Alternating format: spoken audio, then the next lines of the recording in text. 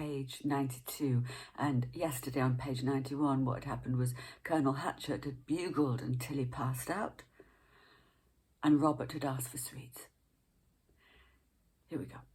Disappointed, chiding words sprang to Shirley's lips. You greedy little.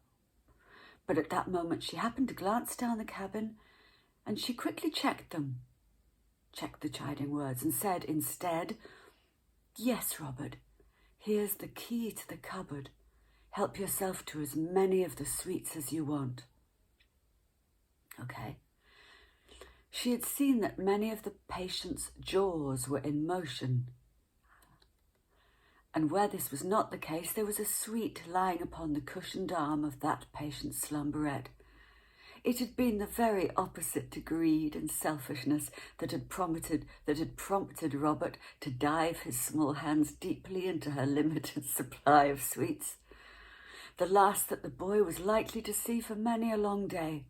So I was right. He's given all the sweets to the ill people. Do they need sweets? That's a more modern question. Robert grinned up at her as he saw that his little secret was unmasked.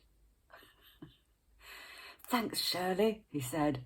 "I didn't take quite enough to go round before. Would it be very selfish if I had one myself?" It's a regular little tiny Tim, isn't it?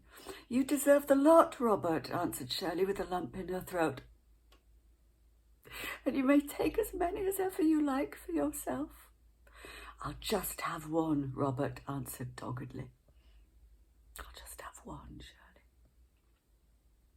Then there's another one of these unusual paragraph breaks. "At sunset, there was no retreat blown for the striking of the Union Jack." Well, yeah. As the last rim of a blood-red sun sank below the sea on the western horizon, painting the sweet myriad colours of unbelievably beautiful pastel shades, Captain Clifford blew a whistle, and with everyone standing up, Robert Nerton, with Shirley at his side, brought the flag gliding gently down to the ground. Ooh. Just leave it up there. You've got other things to be doing. As he unfastened it from its halyard and began folding it almost reverently, not completely reverently, almost reverently, the boy looked up at Shirley.